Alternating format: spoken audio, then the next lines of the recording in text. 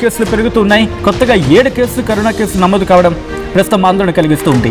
39కి చేరుకుంది యాక్టివ్ కేసుల సంఖ్య. దాదాపుగా 12 కేసులుగా ప్రారంభమై ఆ తర్వాత 16కి చేరి ఆ తర్వాత 24, ఇప్పుడు 39కి చేరుకుంది యాక్టివ్ కేసుల సంఖ్య అంటే అర్థం చేసుకోవచ్చు. తూర్పుగోదావరి జిల్లాలో 5, అనకాపల్లిలో 1, పార్వతీపురం మన్యం జిల్లాలో 1. రాష్ట్ర వ్యాప్తంగా ఇప్పటివరకు 226 మందికి పరీక్షలు చేస్తే 39 పాజిటివ్ కేసులు రికార్డ్ అయ్యాయంటే అర్థం చేసుకోవచ్చు. వీరిలో 4 మృత్యువాత పడ్డారు. ప్రస్తుతం హాస్పిటల్స్లో చికిత్స పొందుతున్నారు 13 మంది. హోమ్ ఐసోలేషన్లో 17 మందికి చికిత్స అందుతుంది. కరోనా బారిన పడి కోలుకుంటున్నారు 5. కరోనా పాజిటివ్ కేసుల సంఖ్య రోజుకి పెరుగుతూ ఉండడంతో ప్రభుత్వం అలర్ట్ అయింది. ఏపీలో ఒమిక్రాన్ RF5 సబ్ వేరియంట్ వ్యాపిస్తుంది. హాస్పిటల్స్లో మాస్కులు, RT-PCR testing kits, oxygen cylinders, మందులు సిద్ధం కావాలి. ఇన్ఫ్యాక్ట్ ఇదే అంశానికి సంబంధించి గవర్నమెంట్ కూడా చాలా సీరియస్గా వర్కౌట్ చేస్తూ ఉంది.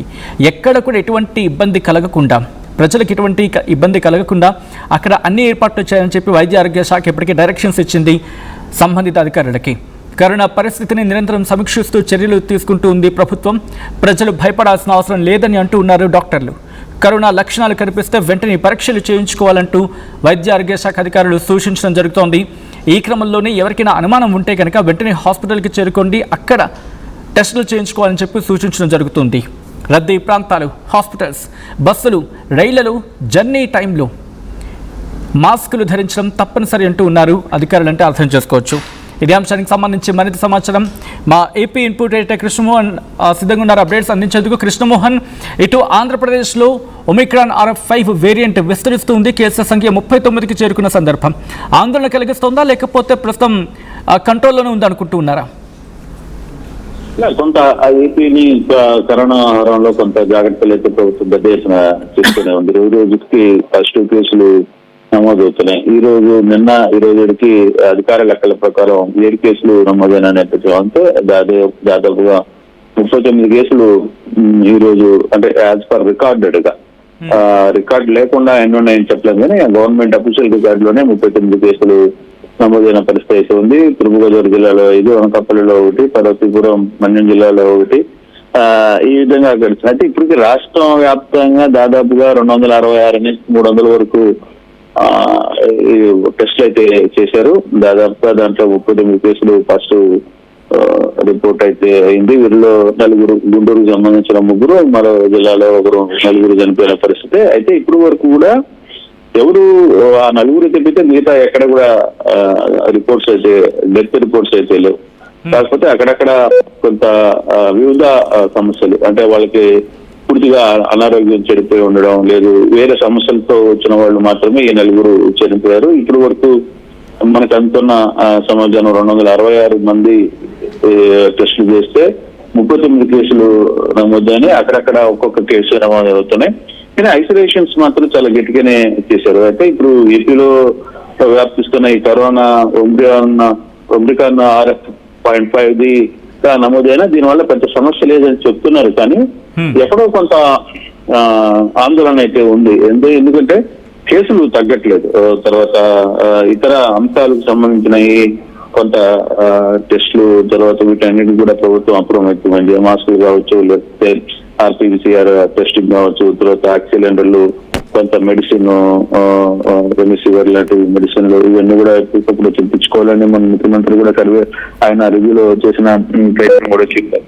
సో ఆ దిశగా కొంత అప్రమత్తం అయితే చేశారు. కొన్ని ప్రాంతాల్లో ఇప్పుడు ప్రధానంగా నెల్లూరు, గుంటూరు, మణిపాల్, విజయవాడ మణిపాల్, తర్వాత వైజాగ్ GGH, అట్లా కొన్ని ప్రభుత్వ ఆసుపత్రులు ఐసోలేషన్స్ వార్డ్స్ ను కూడా సెపరేట్ గా పెట్టిన పరిస్థితి అయితే ఉంది. అయితే గతంలో ఉన్న కరోనా లాగా ఇక్కడ భయపడాల్సిన అవసరం లేదు అనేది డాక్టర్లు క్లియర్ గా చెప్తున్నా.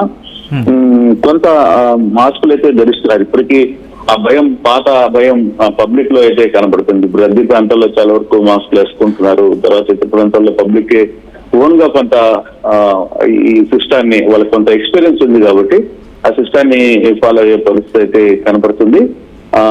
చూడాలి ఇక రాబోయే రోజుల్లో ఓరియంటెడ్ దాకైతే డెత్లు పెద్దగా లేకపోవడం, దానికి సంబంధించి ఎక్కడ ఆ 4 డెత్తుల్లో కూడా చనిపోయిన వాళ్ళలో కూడా వాళ్ళకి వేరే కారణాలు, వివిధ హెల్త్ ఇష్యూస్ మీద చనిపోయినట్టుగా కొంత సమాచారం ఉంది కాబట్టి ఎక్కడ దీని గురించి పెద్దగా టెన్షన్ పడాల్సిన అవసరం లేదు అని చెప్పి మాత్రం క్లియర్ గా చెప్తున్నారు Satyam. Right Krishnamohan, thanks for the update. ఇటు ఆంధ్రప్రదేశ్లో కరోనా కేసులు హడలెత్తిస్తూ ఉన్నాయి. రోజు రోజుకి పాజిటివ్ కేసుల సంఖ్య పెరుగుతుండడం ఆందోళన కలిగిస్తూ ఉంది.